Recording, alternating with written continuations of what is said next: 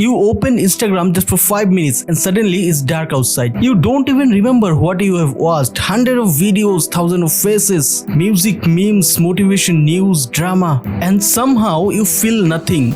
Movies feel slow, games feel repetitive, conversation feels exhausting. Even the things you once loved feel empty now. So what happened to us? Why everything feels boring now? Because the problem is not that life became boring. The problem is your brain forgot how to feel alive. There was a time when tiny things felt magical. Waiting for your favorite cartoon all week, getting a text from someone you liked, playing the same game for a month and never getting bored. Sitting with friends on a terrace talking absolute nonsense for hours. Nothing extraordinary happened, but somehow everything felt more real. How? We have unlimited entertainment in our pockets, millions of songs, millions of videos, infinite scrolling. Humanity literally defeated boredom, and somehow we feel more bored than ever before.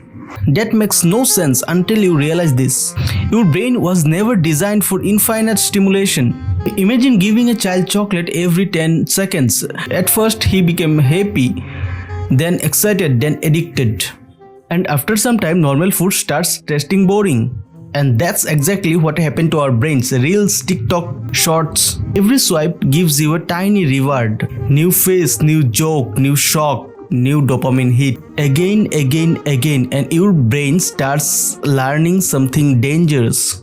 Why work hard for satisfaction when pleasure is one swipe away? And that changes everything. Books become boring because they require attention, they require patience. Studying feels painful because in real life knowledge comes slowly. Your attention span gets fragmented. You can't sit still anymore. You watch movies while checking to your phone, you eat while watching YouTube, you listen to music while scrolling reels. Your brain never rests, it only switches. Faster. And eventually normal life cannot compete because real life is slow. But the social media is engineered to be addictive.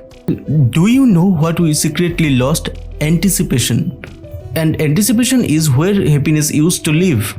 You waited for a thing, a new episode every Sunday, a festival once a year, a movie released after months. You desire things before consuming them. Now, everything is available instantly. You don't wait anymore. You binge, and when everything becomes instantly available, nothing feels valuable.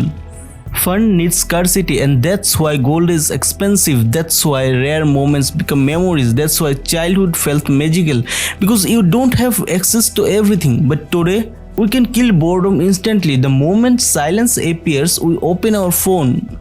The moment discomfort appears, we distract ourselves. The moment reality slows down, we escape. And because of that, our brain forgets something important: how to simply exist.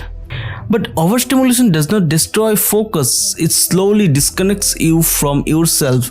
And that is the part nobody talks about. Have you noticed? Sometimes you open an app without even wanting to. You unlock your phone and close. Then unlock it again 10 seconds later. Not because you need something, but because your brain is searching for stimulation. And eventually you stop feeling deeply. Music doesn't hit the same, achievement feels temporary. Conversation feels shallow. You laugh, but you don't feel joy. You rest, but never feel relaxed. Earlier, back in the ancient times, humans work really hard for something, and if they get it, their brain rewarded by dopamine. And now dopamine releases without any real achievement, without working hard. And that's the scary part. You consume more and more content trying to feel something again, but it never lasts. Because overstimulation raises your dopamine baseline, your brain becomes less sensitive. Normal life starts feeling emotionally muted. And that's why so many people today say, I don't feel motivated anymore, I can't focus, I get bored easily. But in many times, it's not laziness. It's an overstimulated nervous system begging for silence.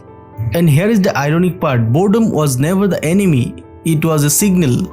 a doorway, a pause where your brain could finally hear itself. Some of humanity's greatest ideas were born in silence, not during scrolling, not during notifications, but during walks, loneliness, stillness, laziness. Your brain needs empty space because creativity grows in boredom, self-awareness grows in boredom, meaning grows in boredom.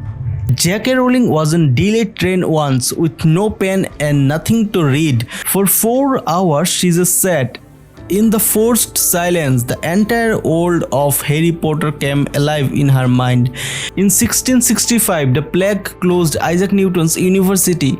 Stuck at home with nothing to do, he developed the theory of gravity, invented calculus, and built the foundation of optics, all in 1 year, in enforced stillness. But today we treat boredom like a disease. The moment we feel it, we anesthetize ourselves with content. We have handed our inner life to an algorithm that profits from keeping us distracted, and slowly we lost the ability to think deeply, to create, to imagine, to feel wonder. We become consumers instead of creators, and a human being who only consumes eventually feels spiritually empty, because the soul wants participation, not endless observation. So how do we fix it? Not by deleting every app, not by becoming a monk living in Himalayas. Most people try extreme solutions and return to old habits in just 3 days. The real solution is simpler. You must teach your brain to enjoy slow things again. Sit without your phone at least for 10 minutes. Walk without listening to music. Watch one movie without checking notifications. Read a few pages even when it feels boring. Learn one skill badly. Create more than consume. Write a page about a thought and go deep. Cook something, draw whatever you want. Record yourself and try to speak whatever you want. Because the goal is not remove dopamine, the goal is rebuild sensitivity, and slowly life starts returning. Music sounds better, conversation feel warmer, you start feeling present again, live again. Not because the world changed, but because your attention returned to reality. And maybe that's what happiness actually is. Not constant stimulation, not endless excitement, just the ability to fully feel an ordinary moment. Because in the end, the people destroying their attention for entertainment are also destroying their ability to experience life itself. And that might be the most boring tragedy of all.